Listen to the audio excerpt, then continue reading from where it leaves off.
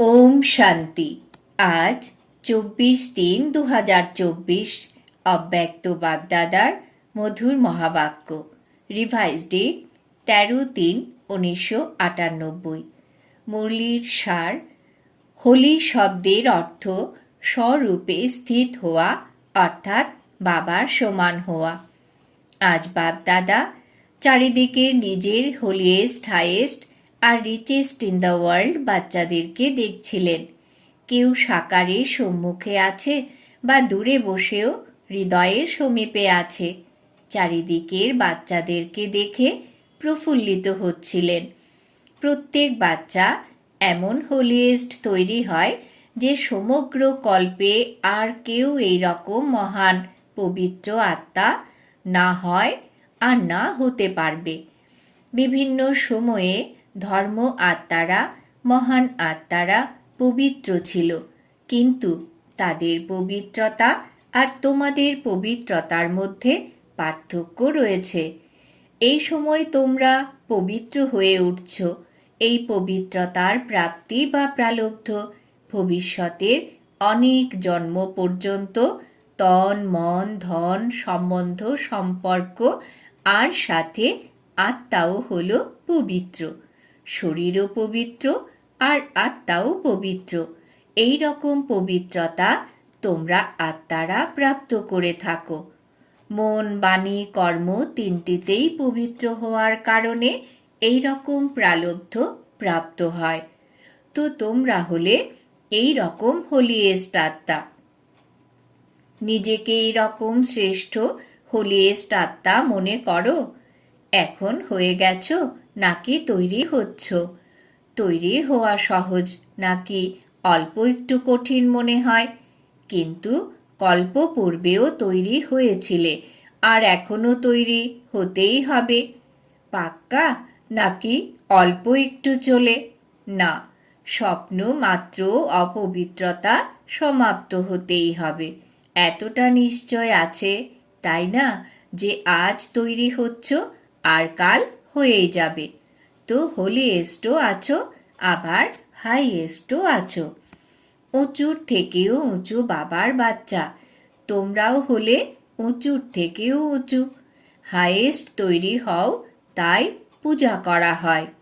যদিও আজকালকার হাইয়েস্ট আত্মারা সকামী রাজা ছিল, এখন তো নেই, প্রেসিডেন্ট হোক বা প্রাইম মিনিস্টার, কিন্তু তারা পূজ্য হয় না। তোমাদের অর্থাৎ পূজ্য হতে থাকা আত্মাদের সামনে পূজারী হয়ে তারা নমস্কার আর পূজা করে। এখনো স্বরাজ্য অধিকারী হচ্ছ আর ভবিষ্যতেও রাজাদেরও রাজা হবে। তো এই রকম হাইয়েস্ট পদ প্রাপ্ত করছো আর তার সাথে রিচেস্ট ইন দ্য ওয়ার্ল্ডও আছো। তোমাদের টাইটেলই হলো পদমা পদমপতি। আর এতই খাজানা আছে যে অরবপতি, খরবপতি, অরব খরবের থেকেও এত পরিমাণ খাজানা প্রাপ্ত হবে না। তোমাদের শ্রেষ্ঠ আত্মাদেরকে বাবা এমন ভাগ্য বানাচ্ছেন যে অনুভব করতে পারো আর বর্ণনাও করে থাকো যে আমাদের প্রত্যেক কদমে পদম আছে। কদমে পদম আছে নাকি 100 আছে, 1000 আছে, এই রকম কোনো বড় থেকেও বড় মিলিয়নার ও এতটা উপার্জন করতে পারবে না। কদমে কত সময় লাগবে? কদম ওঠাও কত সময় লাগে? সেকেন্ড। চলো 2 সেকেন্ড বলে দাও। যদি 2 সেকেন্ডও বলো তো 2 সেকেন্ডে পদম, তো সারাদিনে কত পদম হলো হিসেব করো। এই রকম কোনো মিলিয়নার আছে যে একদিনে এত উপার্জন করবে? এমন কেউ আছে? তো তোমরা হলে রিচেস্ট ইন দ্য ওয়ার্ল্ড, তাই না? আর তোমাদের কাছে এমনই খাজানা আছে যে আগুনও জ্বালাতে পারবে না, জল ডুবিয়ে দিতে পারবে না, চোর লুট করতে পারবে না, রাজাও কেড়ে নিতে পারবে না। এইরকম খাজানা এই পুরুষোত্তম সঙ্গম যুগেই প্রাপ্ত করে থাকো। তো তোমাদের এই সমান স্মৃতিতে থাকে? হ্যাঁ কি না? পেছনে যারা বসেছে তারা হাত নাড়াচ্ছে। পেছনে যারা আছো তোমরা আরামে বসে আছো, তাই না? রিচেস্ট ইন দ্য ওয়ার্ল্ড মানে আরামই আরাম। বড়োর থেকেও বড় ইউনিভার্সিটিতেও এই রকম কোচ পড়াশোনা করার জন্য বসে না।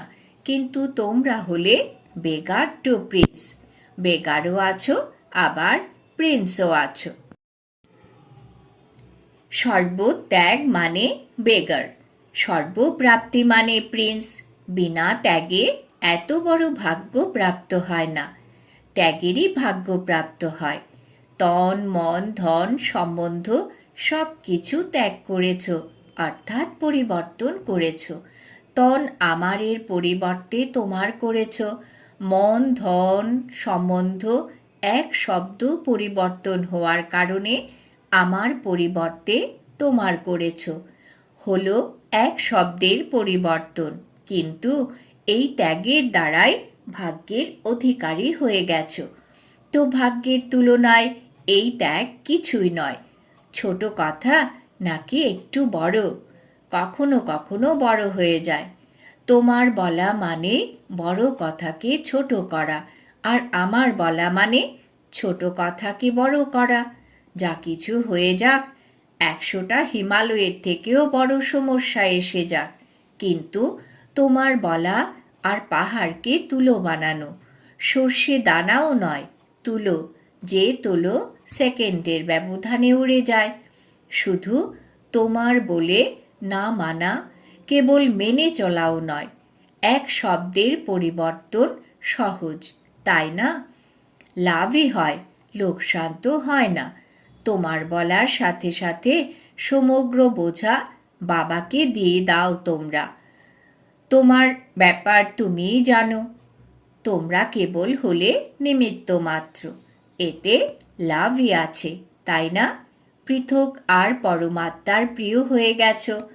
যারা পরমাত্মার প্রিয় হয় তারা বিশ্বের প্রিয় হয়ে যায়। কেবল ভবিষ্যতের প্রাপ্তি নয়, বর্তমানেও হয়।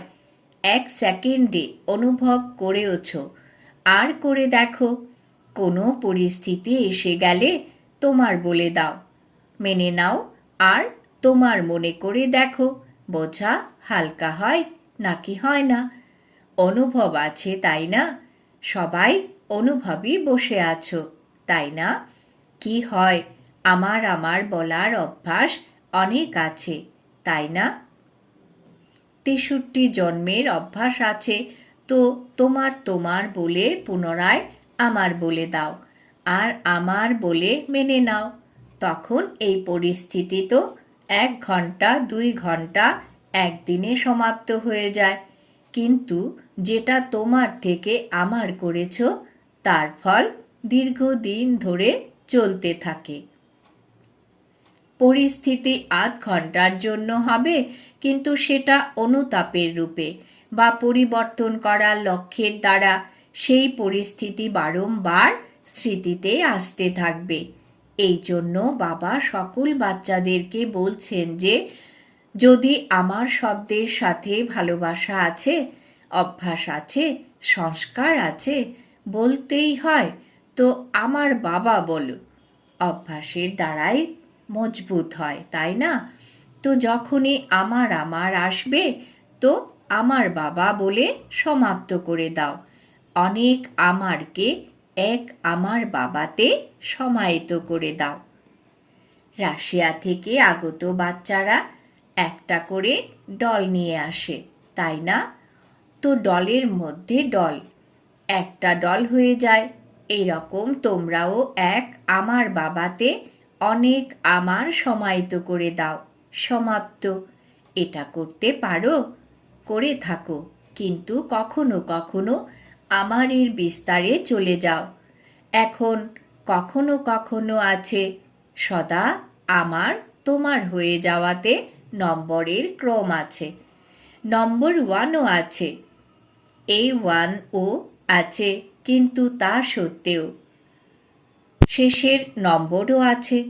তো হোলি পালন করতে এসেছো, তাই না? তো এই মন্ত্র স্মরণ করো, আমি বাবার হয়ে গেছি, পরমাত্ম পরিবারের হয়ে গেছি।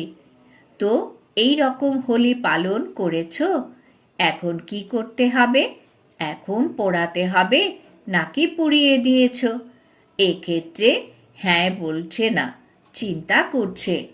দেখো, ভক্তি মার্গে যা কিছু উৎসব পালন করে স্মরণিক আছে, কিন্তু তার কিছু না কিছু অর্থও আছে। প্রথমে পোড়ানো হয়, তারপর পালন করে। প্রথমে পালন করা, তারপর পোড়ানো নয়। প্রথমে ভস্ম করো, অশুদ্ধিকে, দুর্বলতাকে, খারাপকে পোড়াও, তারপর পালন করো। তোমরা তো অনেক আগেই পুড়িয়ে দিয়েছ না? নাকি এখনো একটুখানি ওড়নার অংশ অবশিষ্ট থেকে গেছে? পাণ্ডবরা যে শার্ট বা চোলা ধারণ করে, তার কিছু অংশ তো অবশিষ্ট থেকে যায়নি। শাড়ির কিছু অংশ তো অবশিষ্ট থেকে যায়নি। বাস্তবে দেখো, আত্মিক পালন করা আর সেই পালনের দ্বারা শক্তি, অতীন্দ্রিয় সুখের অনুভব করা, সেটা তখন করতে পারবে যখন প্রথমে পোড়াবে। মনোরঞ্জনের রূপে পালন করা সেটা আলাদা জিনিস। এই সঙ্গম যুক্ত হলোই মনোরঞ্জনের যুগ। এই জন্য মনোরঞ্জনের রীতিতেও পালন করে থাকো। আরও পালন করো, বেশি করে মনোরঞ্জন পূর্বক পালন করো, কিন্তু পরমাত্মার রঙে রঙ্গিত হওয়া, অর্থাৎ বাবার সমান হয়ে যাওয়া। এটাই হলো রঙে রঙিত হওয়া। যেরকম বাবা হলেন অশরীরী, অব্যক্ত, সেই রকম অশরীরী ভাবের অনুভব করা বা অব্যক্ত ফরিস্তা ভাবের অনুভব করা, এটা হলো রঙে রঙিত হওয়া। কর্ম করো, কিন্তু অব্যক্ত ফরিস্তা হয়ে কাজ করো। অশরীরী ভাবের স্থিতি যখন চাও, অনুভব করো। এইরকম মন আর বুদ্ধি তোমাদের কন্ট্রোলে থাকবে। অর্ডার করো, অশরীরী হয়ে যাও। অর্ডার করলে আর হয়ে গেল, ফরিস্তা হয়ে গেলে। যেরকম মনকে যেখানে খুশি যে স্থিতিতে স্থির করতে চাও, সেখানে সেকেন্ডে স্থির হয়ে যাও। এমন নয় অনেক সময় লেগে গেল, 5 সেকেন্ড লেগে গেল, 2 সেকেন্ড লেগে গেল। অর্ডার অনুসারে তো হলো না, কন্ট্রোলে তো থাকলো না। যেরকমই পরিস্থিতি হোক, দোলাচল হোক, কিন্তু দোলাচলে অচল হয়ে যাও। এই রকম কন্ট্রোলিং পাওয়ার আছে? নাকি চিন্তা করছো অশরীরী হয়ে গেছি, অশরীরী হয়ে গেছি, তাতেই সময় চলে যাবে? কিছু কিছু বাচ্চা অনেক ভিন্ন ভিন্ন পোজ পরিবর্তন করতে থাকে। বাবা দেখতে থাকেন, চিন্তা করে অশরীরী হয়ে যাব, তারপর চিন্তা করে অশরীরী মানে আত্মারূপে স্থিত হওয়া। হ্যাঁ, আমি হলামই তো আত্মা, শরীর তো নই। আমি হলামই আত্মা। আমি এসেই ছিলাম আত্মা হয়ে, হতেও হবে আত্মা। এখন এই চিন্তাতে অশরীরী হলে নাকি অশরীরী হওয়ার যুদ্ধ করলে? নিজের মনকে অর্ডার করলে সেকেন্ডে অশরীরী হয়ে যাও। এটা তো বলো নিজে, চিন্তা করো অশরীরী কি, কখন হবে, কিভাবে হবে। অর্ডার তো পালন করেনি, তাই না? কন্ট্রোলিং পাওয়ার তো হলো না, তাই না? এখন সময় অনুসারে এই অভ্যাসের প্রয়োজনীয়তা আছে। যদি কন্ট্রোলিং পাওয়ার না থাকে, তাহলে যে কোনো পরিস্থিতি দোলাচলে নিয়ে আসতে পারে। এই জন্য এক হোলি শব্দই স্মরণ করো, তাও ঠিক আছে। হোলি অতীতকে বিন্দু লাগানো, আর হোলি অর্থাৎ বাবার হয়ে গেছি। আর কি হয়েছি? হোলি অর্থাৎ পবিত্র আত্মা হয়ে গেছি। এক শব্দ হোলি স্মরণ করো, তো এক হোলি শব্দের 3 অর্থ ইউজ করো। বর্ণনা করবে না। হ্যাঁ, হোলি মানে অতীতকে বিন্দু লাগানো। হ্যাঁ, পাস্ট ইজ পাস্ট, এটা চিন্তা করতে থাকবে না, বর্ণনা করতে থাকবে তা নয়। অর্থস্বরূপে স্থিত হয়ে যাও। চিন্তা করলে আর হয়ে গেলে, এইরকম চিন্তা করনি তো, চিন্তা করতেই থাকো। না, যে চিন্তা করেছিলে সেটা হয়ে গেছে, তোমরা তৈরি হয়ে গেছো, স্থিত হয়ে গেছো। বাপদাদা ড্রিল করালেন। এখন সময় অনুসারে তোমরা প্রত্যেকে নিমিত্ত হয়েছ। সদা স্মরণ আর সেবাতে রত থাকা আত্মাদেরকে স্বপরিবর্তনের দ্বারা বিশ্ব পরিবর্তনের ভাইব্রেশন পাওয়ারফুল আর তীব্র গতিতে বাড়াতে হবে। চারিদিকের মনের দুঃখ আর অশান্তি, মনের অস্থিরতা অত্যন্ত তীব্র গতিতে বেড়ে চলেছে। বাপদাদার বিশ্বের আত্মাদের উপর করুণা হয়, তো যত যত তীব্র গতিতে দুঃখের ঢেউ বৃদ্ধি পাচ্ছে, ততই তোমরা সুখদাতার বাচ্চারা নিজের মনসা শক্তির দ্বারা, মনসা সেবা এবং সকাশের সেবার দ্বারা, বৃত্তির দ্বারা চারিদিকে সুখের অঞ্জলির অনুভব করাও। বাবাকে তো আহ্বান করেই, কিন্তু তোমাদেরকে অর্থাৎ পূজ্য দেব আত্মাদেরকেও কোনো না কোনো রূপে আহ্বান করতে থাকে। তো হে দেব আত্মারা, পূজ্য আত্মারা, নিজের ভক্ত আত্মাদেরকে সকাশ দাও। সায়েন্টিস্টরাও চিন্তা করে এমন ইনভেনশন বের করব যার দ্বারা দুঃখ সমাপ্ত হয়ে যায়। সাধন সুখের সাথে সাথে দুঃখও দেয়, কিন্তু দুঃখ না হয়, কেবল সুখই প্রাপ্ত হয়, সে বিষয়ে চিন্তা অবশ্যই করে। কিন্তু নিজ আত্মাতে অবিনাশী সুখের অনুভব নেই, তো অন্যদেরকে কিভাবে দিতে পারবে? কিন্তু তোমাদের সকলের কাছে সুখের, শান্তির, নিঃস্বার্থ সত্যিকারের ভালোবাসার স্টক জমা আছে। জমা আছে নাকি যতটা একত্রিত করছো ততটাই খরচা হয়ে যাচ্ছে? এটাও চেক করো।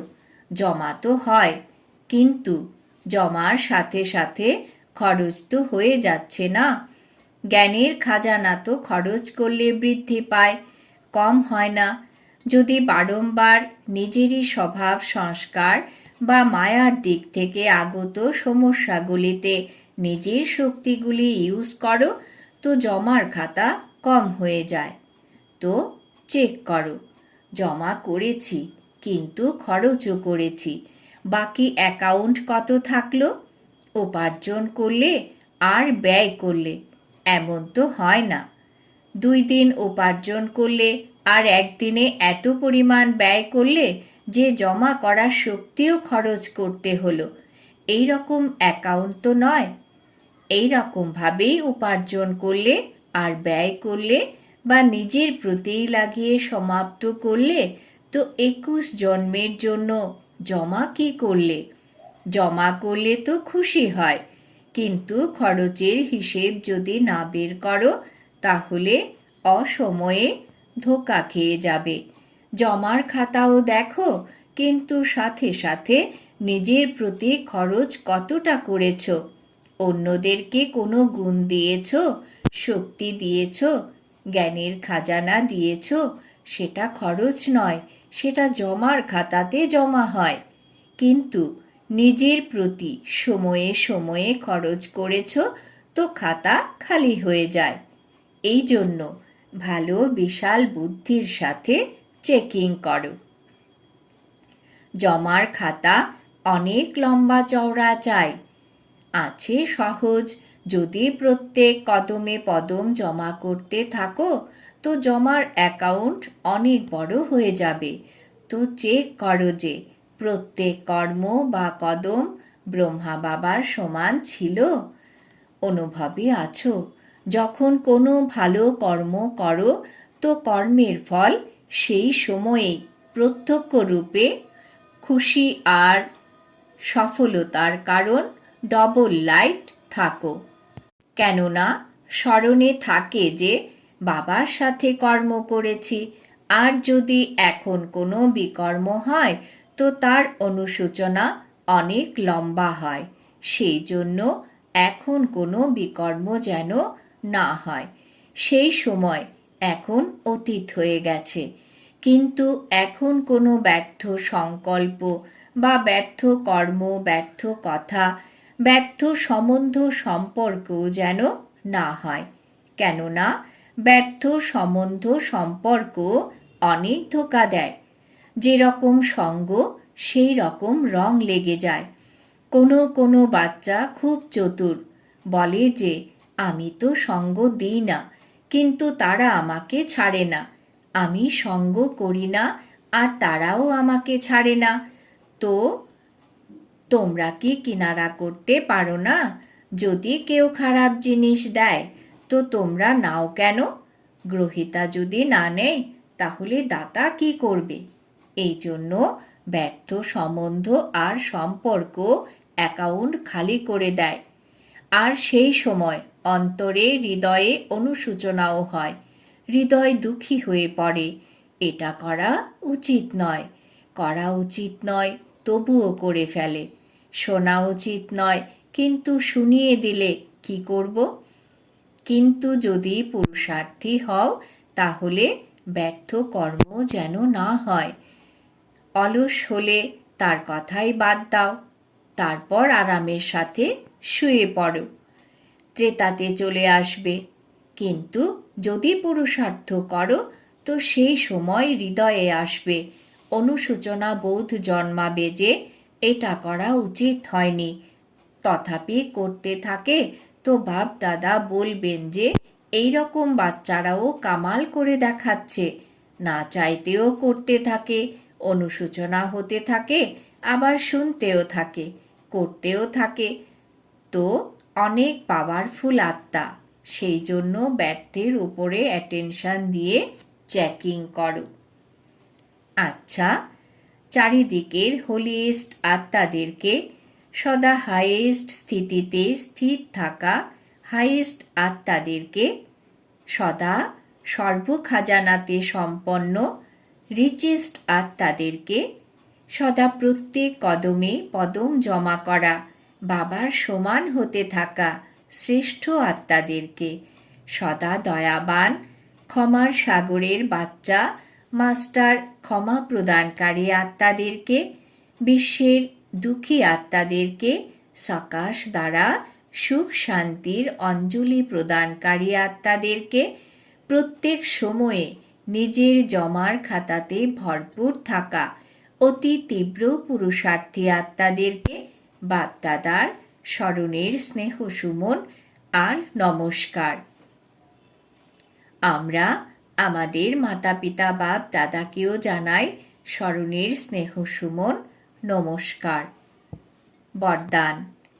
বাবাজ বরদান দিয়েছেন, হোলি শব্দের অর্থকে জীবনে ধারণ করে পুরুষার্থের স্পিডকে দ্রুতকারী তীব্র পুরুষার্থী ভব। হোলি শব্দের অর্থকে জীবনে ধারণ করে পুরুষার্থের স্পিডকে দ্রুতকারী তীব্র পুরুষার্থী ভব।